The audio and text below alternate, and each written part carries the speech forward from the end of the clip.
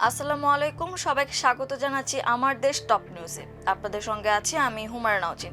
দর্শক, শুরুতেই জানিয়ে দেব সংবাদ শিরোনাম।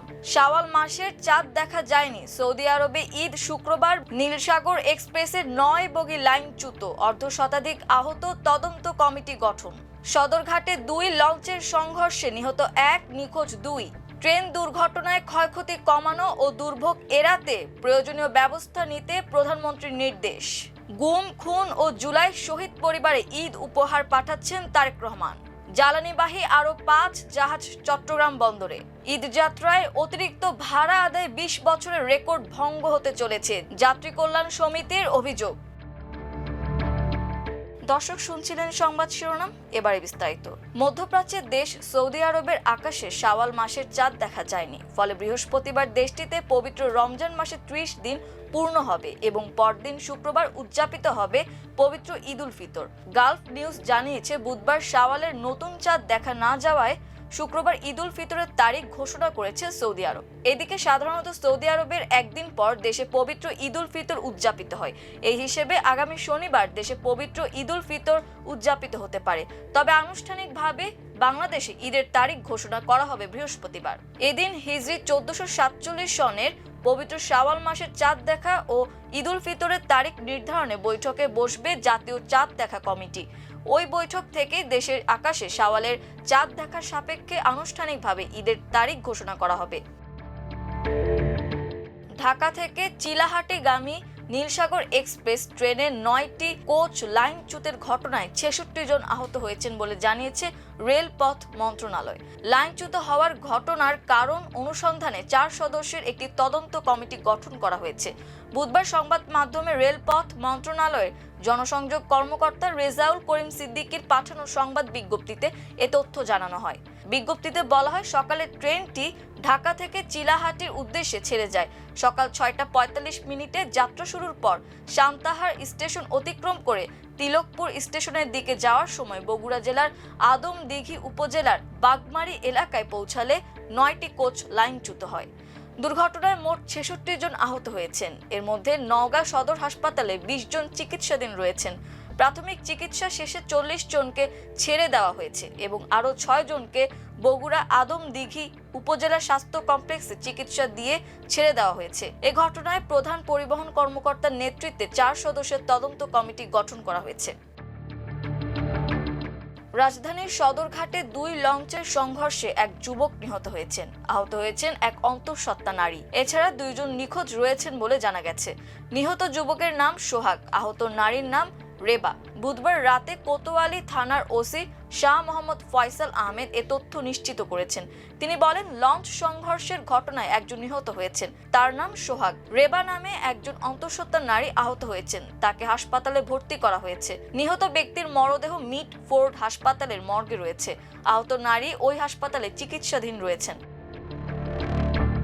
ঈদে ঘরমুখ যাত্রীদের নিয়ে বগুড়া সান্তাহারে দুর্ঘটনার শিকার ট্রেনের ক্ষয়ক্ষতি কমানো ও দুর্ভোগ এড়াতে প্রয়োজনীয় ব্যবস্থা নিতে স্থানীয় প্রশাসনকে নির্দেশ দিয়েছেন প্রধানমন্ত্রী তারেক রহমান। বুধবার সন্ধ্যায় দুর্ঘটনা কবলিত এলাকা বগুড়া জেলা প্রশাসক ও পুলিশ সুপারের সঙ্গে কথা বলেন তিনি। সেখানকার সার্বিক পরিস্থিতি সম্পর্কে খোঁজ খবর নেন প্রধানমন্ত্রী তারেক রহমান। এ সময় দুর্ঘটনা কবলিত ট্রেনটি দ্রুত উদ্ধার এবং যাত্রীদের দ্রুত গন্তব্যে পৌঁছানোর প্রয়োজনীয় পদক্ষেপ নিতে নির্দেশ দিয়েছেন তিনি। বিষয়টি নিশ্চিত করেছেন প্রধানমন্ত্রীর অতিরিক্ত প্রেস সচিব আতিকুর রহমান রুমন। তিনি জানান, বগুড়ায় ট্রেন দুর্ঘটনার খবর পেয়ে সেখানকার পরিস্থিতি জানতে জেলা প্রশাসক ও পুলিশ সুপারের সঙ্গে ফোনে কথা বলেন প্রধানমন্ত্রী। সেখানকার সার্বিক পরিস্থিতির খোঁজ খবর নেওয়ার পাশাপাশি দুর্ঘটনায় আহতদের প্রয়োজনীয় চিকিৎসা নিশ্চিত করতে দ্রুত ব্যবস্থা নেওয়ার নির্দেশ দিয়েছেন। একই সঙ্গে দুর্ঘটনা কবলিত ট্রেন দ্রুত উদ্ধার, যোগাযোগ পুনরায় সচল এবং যাত্রীদের দ্রুত গন্তব্যস্থলে পৌঁছানোর প্রয়োজনীয় ব্যবস্থা নিতেও স্থানীয় প্রশাসনকে নির্দেশ দিয়েছেন বলে জানান আতিকুর রহমান রুমন।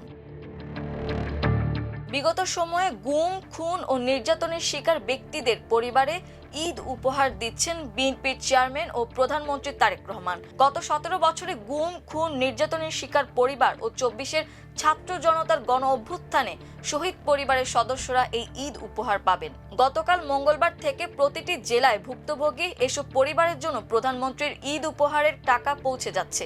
এছাড়াও বিএনপি চেয়ারম্যানের প্রধান পৃষ্ঠপোষকতায় পরিচালিত আমরা বিএনপি পরিবারের মাধ্যমে এসব ঈদ উপহার পৌঁছে দেওয়া হচ্ছে। প্রধানমন্ত্রীর অতিরিক্ত প্রেস সচিব আতিকুর রহমান রুমন জানিয়েছেন, প্রতি বছরই গুম, খুন ও নির্যাতিত পরিবারের জন্য ঈদ উপহার দেন তারেক রহমান। গত 2025 সাল থেকে জুলাই আন্দোলনে শহীদ পরিবারের মাঝেও যথাসাধ্য চেষ্টা করা হয় ঈদ উপহার পৌঁছে দেওয়ার। এবারে নতুন সরকারের 1 মাসে অনেক কাজ করছে। ঈদ উপহার বিতরণে একটু দেরি হলেও জনাব তারেক রহমান ওনাদেরকে ভুলে যাননি।